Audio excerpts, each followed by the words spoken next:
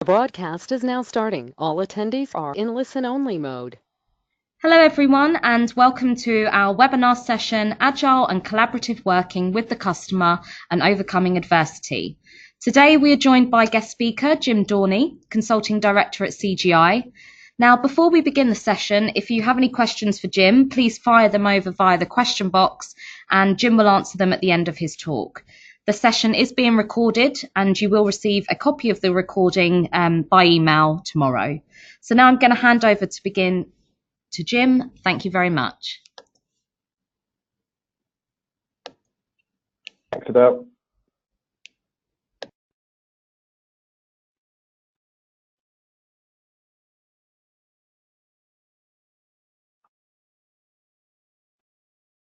Hi everyone, I hope you can hear me. Yes, going to talk about working with the client in Agile today and how to get over some challenges that you may find in establishing an effective collaborative working environment in Agile. So a little bit about CGI, a little bit about myself. So you may know this already about CGI, but it's a large global organization with clients across commercial and government sectors. So the point there around industry expertise and end-to-end service offerings, CGI is interested in doing as much digital transformation application development work as possible because it absolutely matches the kind of the sweet spot that we're looking to aim towards with the proposition. Got around 6,000 experts. We don't call them employees, we call them members, based in the UK, based in around 17 UK towns and cities. So in terms of me, I'm Jim Dorney. That's a bit of an old picture, but you can't see me, so you wouldn't realise that. I joined CGI about 3 years ago. I work in the central government team. I joined as an Agile delivery manager, have worked on a number of Agile engagements, including digital transformation of a legacy system to a kind of new, improved, modernized version, which is this case study that I'm going to be talking about today, and also some of the projects such as legacy system integration with a third-party application, so kind of more of a technical data project. And CGI has what we're calling a UK Agile DevOps working group. I've been involved in that since its inception. That's effectively the mechanism for Agile transformational change across the UK, looking to establish, fundamentally increase the capacity of CGI's ability to be able to work in Agile engagements and also to establish what good looks like in best practice in Agile. So just in terms of what I'm going to cover today, a bit about the background and context of the engagement itself, some things about the challenges that were faced in this case study, how those challenges were overcome, and at that point I'm also going to talk about how these challenges related to the broader challenges you tend to find working with central government in Agile. And just some thoughts there in terms of what the result was, what the reflections on that were. Nothing is kind of perfect. This certainly wasn't a kind of a perfect role model project, but there were a lot of positives in it, and some of those I'm going to be discussing with you today. So in terms of the background context for this case study, so appreciate I can't mention specific client names, project names, system names or anything like that, but that shouldn't really be relevant in terms of explaining what actually happened here. The context is it was a long-standing relationship with a client, very long-standing relationship CGI has had with this client over 15 years and more. During that time, CGI had created and operated and supported a business critical workflow system which had been developed over the course of that 15 years, lots of functionalities layered upon it. It had gotten to the point where, from the client perspective, they were so used to using this system and so used to its kind of constraints as well as its capabilities that business process was starting to be designed around the system as opposed to what the business actually really wanted to achieve. So this had been acknowledged and recognised by some of the CGI folks that had worked on this project. and so they've been looking to try and see about pitching the idea of a kind of modernized look and feel and more flexible user interface, more flexible capability to be able to better match their emerging needs. In terms of the context of this engagement, or certainly my experience as concerned it, and what I could establish from speaking to others, initial projects were more of creating the appearance of an agile operation as opposed to really pushing the envelope and going fully agile. That's what I'm kind of loosely referring to there as an agile veneer. So the first project I was brought on to deliver on this program, the demand was that it had to be delivered in an agile way to match the third-party organisation we were delivering for. But in order for the path of least resistance and to try and most efficiently deliver what the client wanted, it was more a case of putting an agile front on effectively the existing processes. This project, this case study that I'm talking about, it wouldn't have been possible to do that and still succeed. We needed to go more kind of pushing the envelope, more true agile, or proper agile as I put there, but that's portraying my northern roots. So what had happened was this system had been around for a long time. It was starting to creak. It was starting to get less than flexible for what the client's needs were. So there's a team of kind of consulting, client-facing staff, experts within CGI that had a good, strong relationship with this client that were able to develop a proof of concept based on user feedback, based on the challenges that they were aware of in terms of the client was facing with the system, to see if the client might be interested in investing in a kind of a refreshed replacement system. So in the meantime, a little bit before this, or at the point that the POC was actually being in the early stages of development, I'd been involved in discussing and agreeing an agile governance framework for application development projects with the client, which was essentially based around the standard agile governance suite, governance ceremonies, so daily stand-ups, sprint planning, retrospectives, sprint demos, backlog walkthroughs, etc., etc. But it had a little bit of a bespoke flavour to it. So given this client's relatively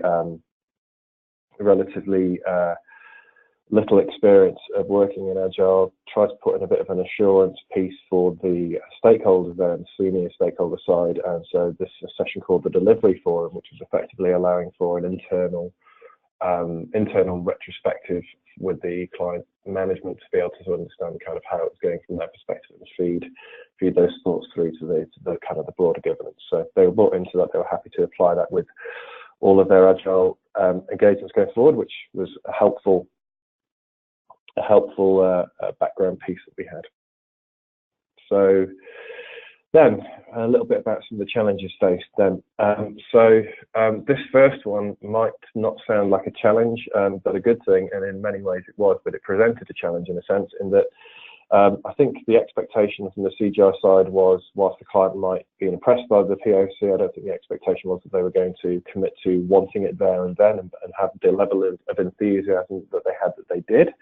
However, the client was extremely impressed, very pleased, and to the extent, in fact, that they advanced commercial cover to CGI to get started on the work as soon as possible, which is interesting because it kind of breaks the standard process, which puts, from the governance and project delivery perspective, somewhat on the back foot. The way that it tends to work is that an impact assessment is created in order to be able to generate the cover on the basis of the estimates outlined in the impact assessment. That obviously didn't happen. So from a governance perspective, it actually presented a challenge to have cover without some of the due diligence activities that would have already been carried out at that point. I believe as well, it was unprecedented for a client to just advance CGI money for anything that they hadn't otherwise kind of clearly done the due diligence for, and that's a powerful message in terms of how pleased and willing they were to invest in the process. So lack of Agile experience on both sides, to be fair, but particularly on the client side in terms of ready, experienced product owners that had worked in a kind of an Agile environment and were well versed with the nuances of the role of a product owner. Also, Also, perhaps less than ideal understanding from the senior management perspective in terms of the buy-in needed to let an agile program run smoothly, allowing teams to remain relatively undisturbed on a sprint-by-sprint basis, but taking advantage of the opportunity to reprioritize at those intervals.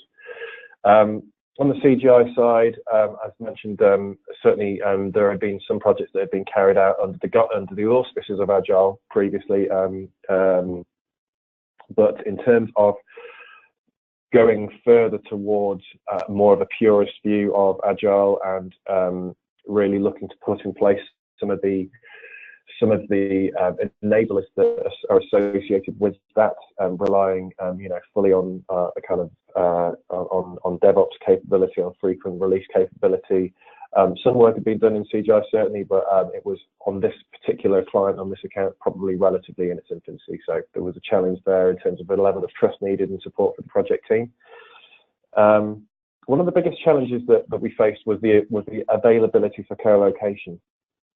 So the product owners that were granted from the client on this project, they lived in, one of them lived in Exeter, the other one lived in North Wales, and the CGI delivery team was primarily based out of a combination of Leatherhead and London.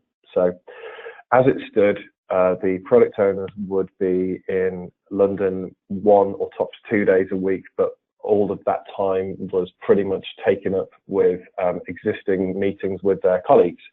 So the actual available time to co-locate with them was effectively at the point of starting the engagement pretty much nil. So that was a major challenge. We recognised that co-location was going to be something that we absolutely had to get in place in order to stand a good chance for success. Further challenge is we were bound to test against the existing system in order to ensure that functionality was like for like. So the existing system was very kind of heavy proprietary Microsoft based. The new system was to be open source by default, which is very much the direction the client wanted to go in terms of exploring open source and more modern technologies. So that presented a challenge where we were moving in a certain direction, but had to keep at least a focus in the space of the existing system to ensure that we were testing properly. From an agile purist perspective, the client hadn't historically had a great sort of focus on user engagement and being user driven in terms of their requirements. It was more of an organization. Change came within the organization from the operations arm as opposed to being end user driven. Fortunately, there had been, prior to starting this particular engagement, there had been a small shift towards more focus on user engagement. So that was something we were very keen to capitalize upon.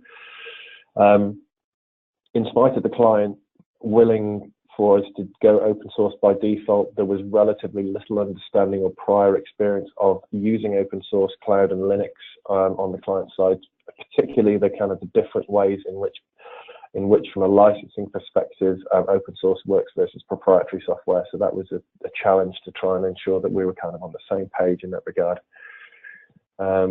One of the points which is linked to that initial point there around the POC and sort of being on the back foot somewhat relates to this next point around the lack of sprint zero. So as in response to the client's willingness for us to get started as soon as possible, CGI forewent the opportunity to be able to take advantage of a sort of steady start sprint zero, getting environments set up. I think organisationally felt compelled to respond as quickly as possible, to be seen to be delivering as quickly as possible, which was far from ideal. There had been some work that we could use as a standing start from the setup of the POC, but that was more local laptop based, so there needed to be more fundamental efforts in order to be able to create the environments and the infrastructure to build for a actual system, as opposed to something that could just demonstratable on single laptops. We had a challenge with systems licensing, in particular Jira. So There was, at the point that we kicked off the project, there was no Jira instance in place available for this client. So what we did is we were able to use some spare Jira licenses from another program. They had around 10 or 12 available from the off, and we put in an initial request for 20. When we got to that 10 or 12 and we'd used those up, it had been assumed that we could go back to Atlassian and just ask for a relative incremental increase of, say, 50 or 100. But it wasn't known at that stage that the licensing model Atlassian has is that you go up to a certain ceiling threshold and then you have to buy a minimum of a further threshold onwards. So once you've used up 100, 200, your minimum licensing agreement from that point is 500. So the program we were leasing the licenses off weren't prepared or financially willing to spend for the additional amount of licenses. So we ended up being stuck with not enough licenses for a time. We had to overcome that. Setup of test automation was particularly challenging from the off. There hadn't been previously on this account a great amount of test automation employed. And again, the need for test automation to be running in the cloud provided a further challenge or kind of venture into the unknown relatively. Since this has since changed, there's been a greater amount of further experience that's been gained in these areas in the few years since the start of this program. But this program was kind of blazing a bit of a trail relatively for the client. One of the key success criteria from the client's perspective was the need to be able to prove frequent release flexibility. And the reason for this was one of the main drivers of the challenges around the existing system was that in order to be able to do a deployment, due to the complexity and all of the various kind of various deployment vagaries, I suppose you'd say, that had been incorporated over the course of 15 years of development, it was required to be able to take the system down fully for a weekend. So it went down on 5 o'clock on a Friday and wasn't up until 9 o'clock on the following Monday. The client ran a 24-hour operation, so that provided serious challenges in terms of the creation of backlogs of casework that had to be caught up on in order to maintain the service levels that they needed for their roles. So they were very much interested in being able to have lesser downtime and much quicker, flexible deployments. Finally, there was an interesting challenge from the political side of things, in that there was a third-party program in effect that was nominally meant to be replacing some or all of the functionality of the existing system. However, this program was and continues to be quite behind on its progress and its achievements. But politically, the client couldn't be seen to being investing openly in another system that this was meant to be theoretically taking the space of. So there had to be some kind of clever messaging and manoeuvring around any investment being made in that space, whilst also they were keen to not to have entire reliance on putting their eggs in one basket, so to speak. So it's a summary of some of the challenges we faced. As far as these challenges relate to the challenges you tend to find working in central government, quite a lot of crossover. So again, availability of experienced product owners and indeed other resources, project managers or other supporting teams around architecture, service perhaps as well. It tends to be that there isn't a huge amount of folks with ready prior experience or relevant domain experience of working in Agile from government clients that I've come across. And the similar senior management buy-in and understanding is generally a challenge. Alongside that, there tends to be a reticence to, or kind of an unwillingness or underestimation of the amount of time that's needed to commit to the level of resource needed to properly fulfill the task, particularly the product owner. I've always felt that product owner, and I've done this role on myself a number of occasions, I find it the most challenging role in Agile, and the role that needs the most well-developed personal characteristics as well as skills in order to be able to carry it out fully. So it is quite an ask, and to ask anyone other than a very small project to carry out a product owner role on a part-time basis whilst also doing other work is very, very challenging.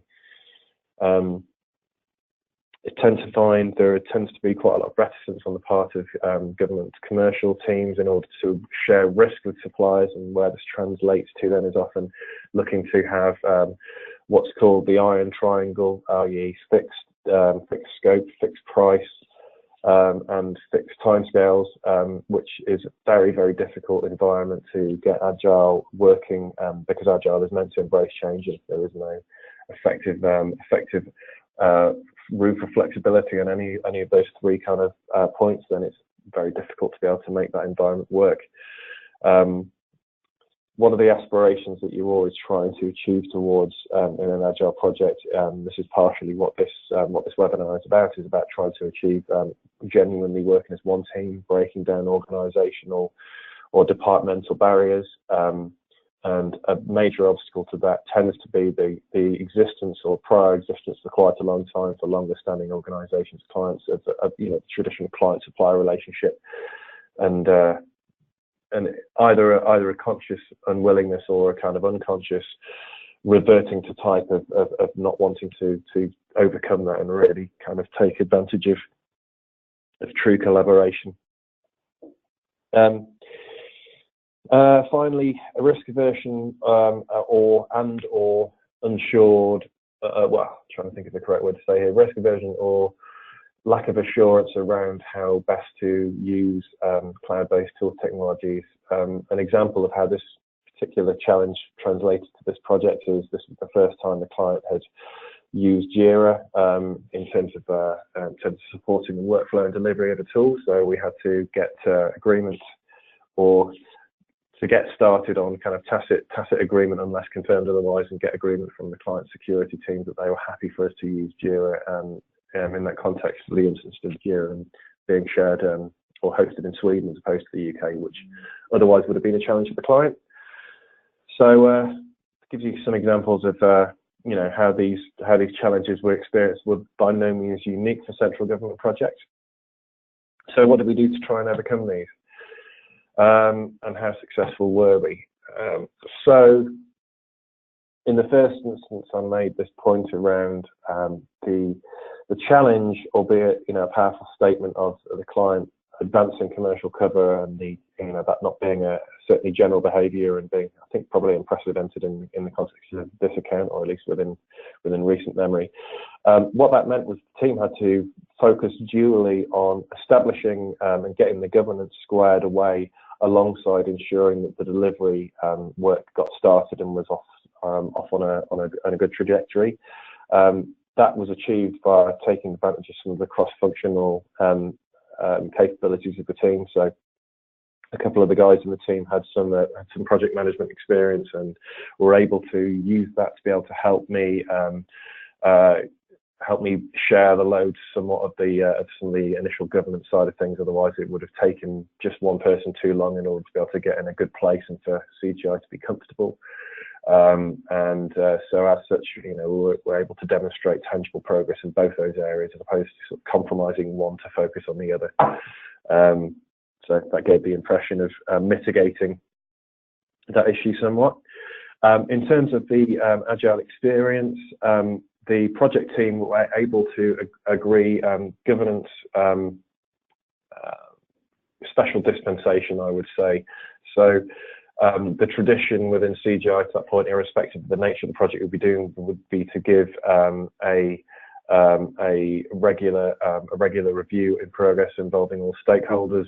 We essentially got that to be agreed to do it on a by-sprint basis, so that we could use our sprint reports to help inform the content that needed to be gone through on these updates, ensuring that they're always relevant at the time. So we'd incorporate the last two sprint reports worth of detail, as opposed to having to use the existing template of the kind of information that was expected. And to be fair, the business were pragmatic and sensible about understanding how otherwise that would have impacted the productivity and our ability to be able to deliver at pace. So that worked quite well. On the client side, to mitigate the product owner experience, they were very happy to be supported and led by CGI in terms of learning agile ways of working, learning some of the tools we were using. So, for example, Jira, and shadowing some of the client team, running some of the sessions, or helping out some of the initial prioritization decisions until they really felt comfortable in order to be able to understand what kind of considerations they should be having. that was possibly the client being willing for CGI to lead and support on that, and then the payback for the client realizing how that had empowered them and enabled them to be able to be capable of delivering further agile engagements was a really strong factor in developing the collaboration within the team and developing it as this kind of one team ethos that we were shooting for. And indeed, as a result of that, the next point down, whereas when we started out delivering some of the kind of progress reports to the client side, the CGI out of habit, I suppose, used to doing that in more of a kind of this is CGI presenting back to the client. We flip that somewhat to say, no, we're going to present back to the client as a team. We're going to present back to the client as a unit, as you should do in Agile, the product owner leading the discussion, supported by applicable members of the team. And I think it really resonated and was a powerful statement for the client to see one of their team members reporting back on progress on the part of the team, and diffused a lot of potentially challenging scenarios that had it been more of a kind of a traditional command and control CGI reporting progress, kind of gave it very much of a different vibe, which was very positively received. The way the project team approached the reliance on the existing system was using an existing VM that needed some ongoing work in terms of any patches or any kind of releases applying to it, but enabled the team to abstract away the need to rely solely on deploying into the existing delivery pipeline for the system, and as such the associated governance in navigating through the different environments that could sometimes take quite a while, and this enabled the team to focus on developing its own environments in its own delivery pipeline, and being self-sufficient and moving through that as quickly as possible, which for a given release meant that up to about 3 or 4 days could be saved from top to bottom of the process, which was really helped us in terms of proving the release flexibility. So from the off, the project team and very much leaning on the product owners to assist with the communication and the evangelism of this to the client side, were stressing the importance of user engagement and direct access to both core business end users and the proxy operational users that historically had often dictated the scope or the prioritization of requirements. So we were able to organize workshops with business users, create proof of concepts that were able to, or prototypes that were able to demonstrate, to articulate how the project team envisaged chunks of functionality would look like, and iterate feedback from those users and operational users within the business to be able to refine it, and therefore get a kind of a high level prototype that was accepted as being what we should be shooting for prior to actually delivering in our sprint phases and breaking out into epics and user stories. Reference that point. Apologies for duplication there about the one team with the product owners. We mitigated the risk by using open source packages by only selecting high pedigree packages that received a lot of usage, and therefore were highly unlikely to be outright removed or not supported sufficiently in order to be robust. And we went against the grain relatively for the account that up until that point being heavy kind of Microsoft reliance to using Linux. Given Linux's greater heritage in terms of supporting open source, that probably was advantageous too in terms of the users of working with these packages. We did get a little bit of luck in the point that when we were up against it from the Azure environments perspective, the team had hoped that we would be able to get by with the existing amount of DevOps and open source Azure experience, to be able to do what was needed. We got a challenge whereby we needed to quickly spin up some additional environments for testing, which proved challenging. We had a strong open source DevOps lead join the business and able to join the project very shortly after he joined the business. That really helped us over the hump at that crucial stage. That was luck, but I do think to a point you've got to make your own luck a little bit sometimes in these kind of things. So from the client perspective, there was no real disruption there other than it taking perhaps a little longer than we would have ideally liked to spin up these environments in the end.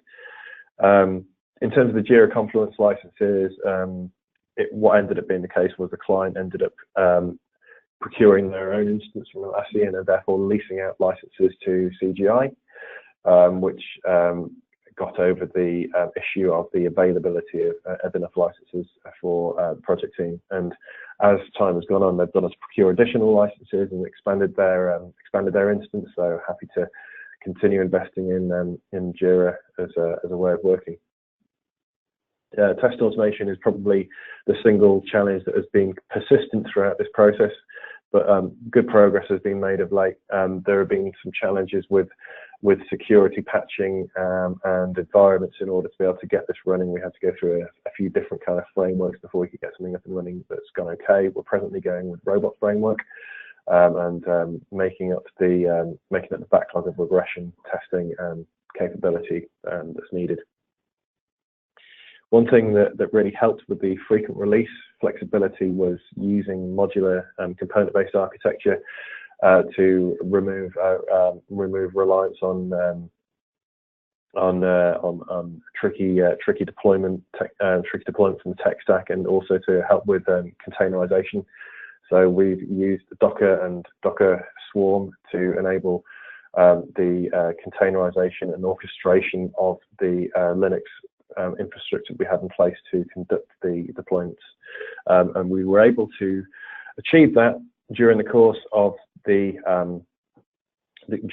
pilot. We were able to do fortnightly deployments over the course of a 6-week period.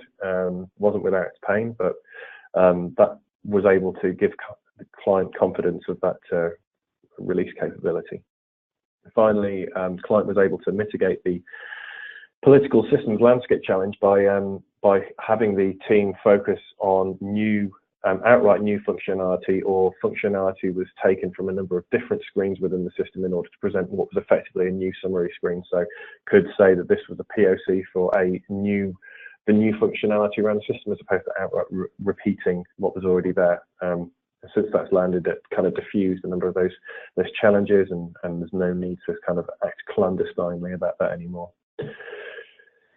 So what was that kind of left with from a kind of a summary perspective? What were the reflections on there? So as mentioned, the initial enthusiasm on the client and the governance challenge, albeit alongside the positive message around the willingness to invest, and also the lack of sprint zero and some of the challenges we encountered along the way. This wasn't the perfect kind of absolutely model delivery that you would hang up as being a shining light of exactly how you'd want to do things, but it was a case of achieving through adversity in a number of areas. As it happens as well, the project proved more valuable than it would have done either in isolation, by being an exemplar of how to move existing systems to the cloud, which is a key principle of the updated version of the contract that we're now working on with this client. The client's benefited significantly from this new system in a reduction in downtime and outages. Indeed, that's one of the main principles behind the looking to move existing systems to the cloud. From a user experience perspective, we've had numerous anecdotal, very positive bits of feedback, plus the users being pleased they can engage with the solution and help shape its future. From the perspective of the client and the stakeholders, I think one of the things the team did really very well was to manage expectations and input balance between what the stakeholders were after the users were after and what their expectations were in terms of if you give someone feedback, there is an unwritten contract, if not a specific one, that feedback will be considered and acted upon. So the product owners and the project team more generally managed the balance of that communication really very well. It wasn't to say that the client and the users were always perfectly happy with everything that was going on, but there was never a crisis point where we lost faith or lost confidence on either of those groups in terms of our intention and our means to be able to deliver on what they were after. And as we were able to demonstrate success incrementally, that helped build that trust and that understanding that we would do what was needed. One thing that would have ground this to a halt had we not managed to get this to work right is that we managed to grow the team organically during the course of the project by upskilling some members who were working on the existing system across over to the new one. So we were able to, via stipulating some materials that they needed to read up on, some of the language from the open source packages, etc., able to migrate some team members that were willing to do so from the existing system across to the new system. That wasn't without its challenges, but it enabled the team to be able to grow. Otherwise, we would have been limited by the capability and capacity of the team we started out with, which would have got to the point where the client would have been pulling harder than we were able to deliver, and that would have been a shot in the foot, effectively. The investment of DevOps, and an awful lot of investment has gone into DevOps and CGI over the last few years in terms of bringing in a lot of talented individuals to help develop and set about best practice and capability in this space, was critical in enabling self-sufficiency for this project. So we had the good fortune of having a very highly capable DevOps lead work with us for a few months. He enabled the team to be pretty much self-sufficient by the point that he moved on, and we continue to employ some further capability in this area as we want to iterate our capabilities. But what it enabled the team to do was to be self-sufficient in deployments all the way up to production, where the existing change process meant you had to engage some folks on the client and on the CGI side to protect production. So as a final point, as of November 2018, the project has generated over £4 million of revenue. From a forecast of 0, given the POC wasn't expecting anything to be written in from the perspective of the ledger book.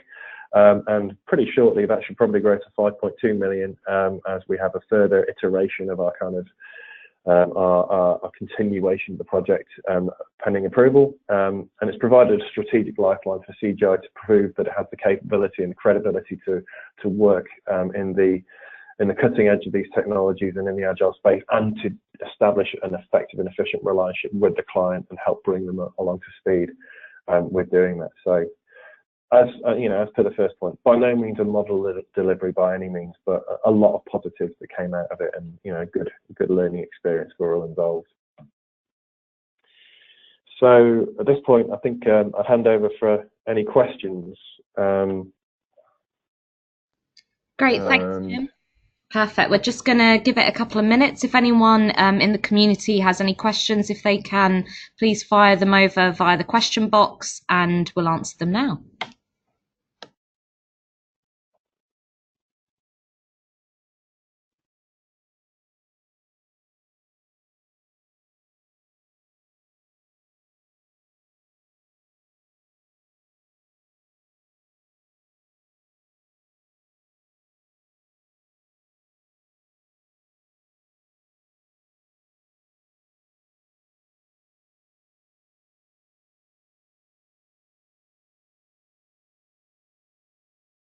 So just one that's just coming in here. So one of the points that was mentioned there around the best practice of open source. How did you go about de-risking that to make sure that that CGI weren't potentially at risk of using an open source package that perhaps wasn't that well established? So one of the things that CGI has is what's called a SAR, which is a software approval register. So that enables for all, and it's not just limited to open source, it enables a team to be able to go out, do due diligence and research the robustness and level of support on a system, So what we're able to do at the point that we had established our tech stack is we were able to check all of the component parts of that tech stack against the SAR list.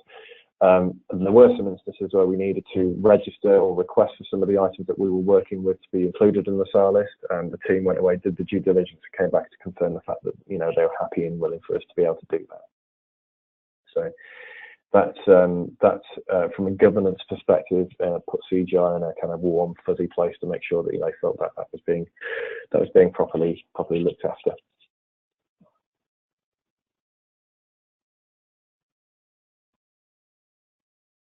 So then further question that I've got here is I mentioned that there were challenges around bringing across some of the guys from the existing development teams. The question is, what was the nature of those challenges? How did you overcome them? So the nature of the challenges was effectively that given the skills and expertise and some of the working arrangements that a couple of these guys had that we brought over from the existing team to the new team, meant that they couldn't be fully dedicated to working on the project 100%. From a capacity planning perspective, that proved challenging because we weren't able to always estimate within a given sprint how much time they'd be able to dedicate, because if something came up kind of crisis-wise on the existing system, they would sometimes need to be called back to support that.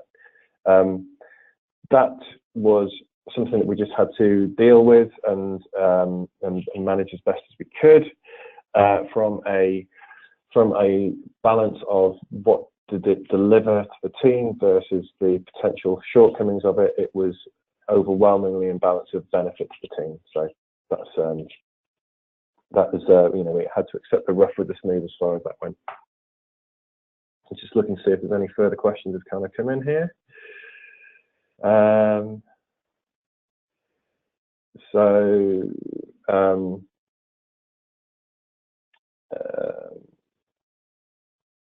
So one more I've got here. So then that was around what was the issues you alluded to in terms of the release flexibility. So one of the issues that we had when we were looking to release frequently within our pilot period referenced the fact that it wasn't without its challenges.